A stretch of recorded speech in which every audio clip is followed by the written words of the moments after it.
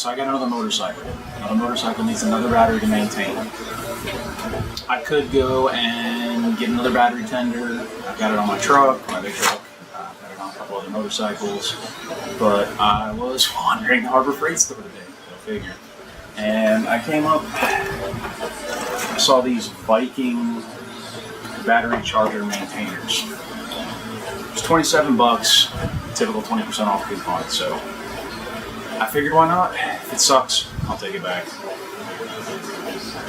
It's the battery out of the K100 project. It is an Odyssey Extreme. It's an AGM gel battery. It says it will do AGM, gel, lead acid, deep cycle. Apparently everything under the sun this maintainer is capable of doing. It has a max of 4 amps, so this is not a quick charge maintainer charger. It's going to do it fairly slowly. It won't heat the battery up that bad.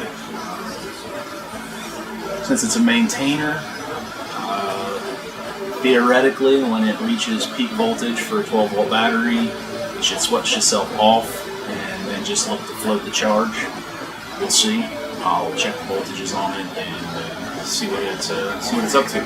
So let's open this thing up and see what we get. All right.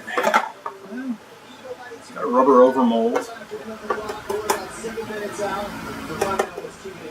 Feels like ABS plastic. Digital display. Power cord. It's an ungrounded cord.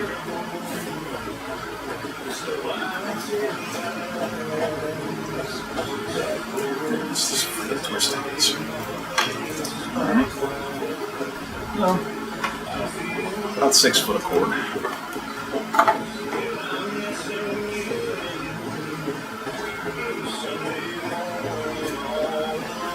And about 6 foot of lead kit. Comes with permanent mount ring types, so you can mount them on your vehicle and leave them. And clamp type leads, so you can use it on batteries that are out of the vehicle, or if you don't want to permanently install the maintainer to that particular battery. So let's get it fired up and see what kind of voltage it's putting out. Alright, this battery ran down real bad when I got the bike. I put my probably 100-year-old Napa charger on it. Came up to 12.8. I haven't checked it in a while since I've been using it when I use it to start the bike. So this morning we are sitting at 12.39. So we'll see if this Viking can bring this battery back up. So yeah, 12.39. Went ahead and installed the ring connectors. Take that and connect it to the charger. Kind of idiot-proof. Can't connect them backwards. And let's plug the charger in.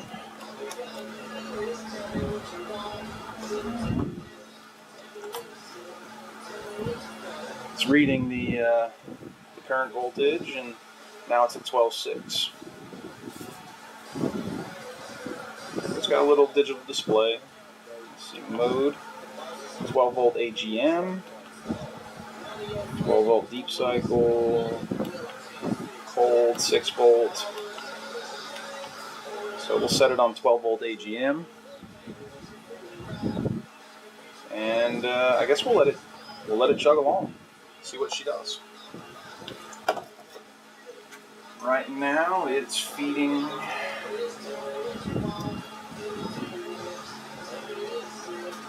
Our battery's seeing 13.5, 13.4.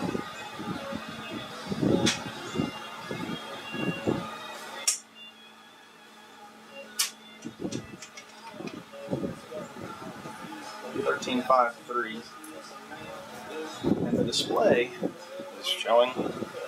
I guess it's ramping up the voltage. Getting ready to try to get this thing charged. So I'll let it roll for a while, and we'll be back and see what the battery looks like.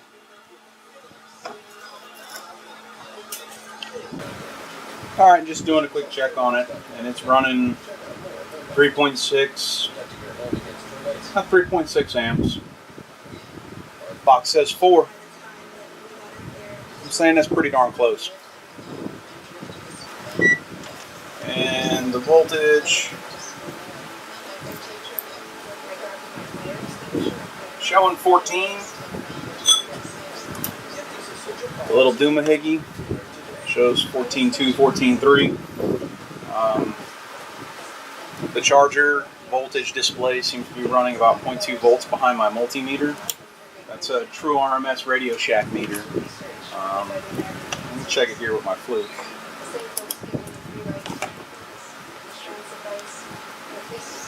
It's an old school Fluke 77, and it's about 2.2 volts behind what the display is. So these meters are lining up. The display is about 0.2 volts higher, but it's not overampering right now.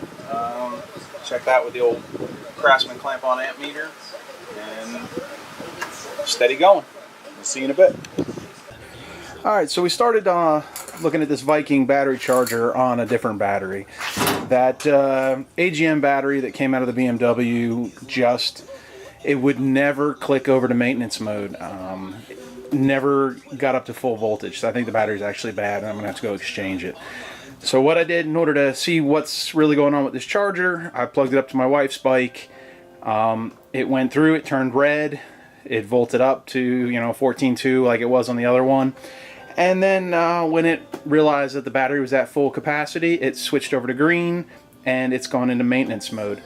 I've been messing with my wife's bike, tweaking on the carburetors. So I run the starter every now and then as I'm futzing around with stuff. You can see the battery indicator is full, showing that it's got a good battery. It's just in float mode.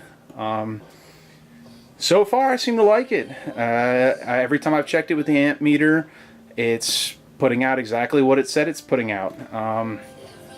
We'll have to check it here right now. I haven't checked it since it's in float mode, so let's take a look at it and see what it looks like when it's floating.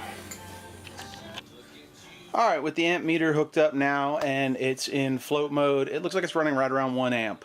So we get like 3.7 to 3.8 when it's in charge mode and 1 amp when it's in maintenance mode. So it is kicking down, and it's just kind of trickling in. I'm